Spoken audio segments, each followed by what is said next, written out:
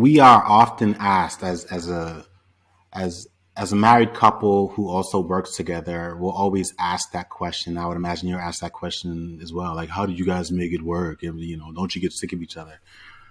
Now, assuming a marriage dissolves, like, I guess I'm curious again, like, what do you see? Like, what are some of the challenges or patterns that you've seen in couples who are working together? Like, what business owners, right, that are also married? Like, because again, we've seen quite a bit of growth in that area, at least in our sort of social circle, and we know that can actually kind of further complicate people's finances. But like, what do you see, assuming you've had a few of those people be your clients?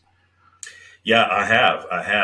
I mean, you just brought to mind, a recent divorce case I did where the couple was working together, and it's funny. You ask each spouse, and they would have told you that the entire business was built on their back.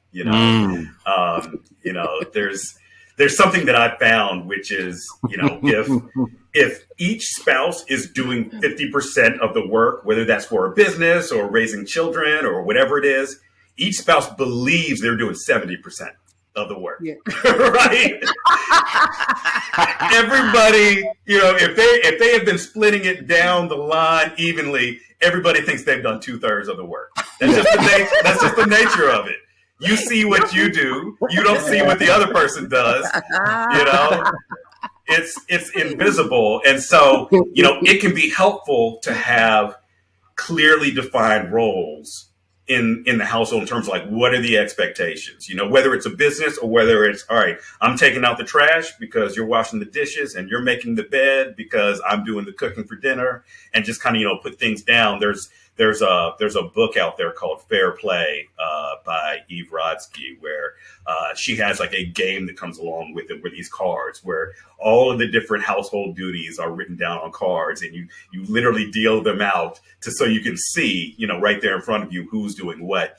The same thing could apply to a business. If I'm doing the bookkeeping, you're gonna book these clients, and you're gonna do the sales calls, and I'm gonna work on the marketing.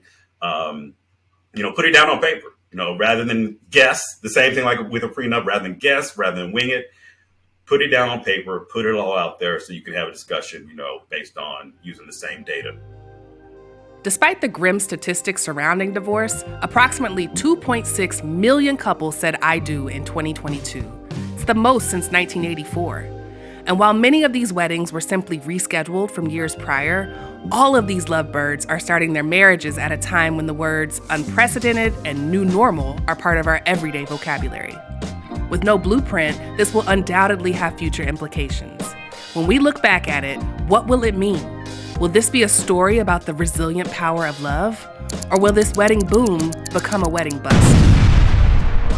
Well, it's a little too early to tell, but at least we know enough now to challenge the norms that define marriages of the past. We know there isn't an aspect of your life that isn't affected in some way by the person you choose to marry. Taxes, children, home ownership, businesses. If it has value, it's worthy of protection. So it's time we start acting like it.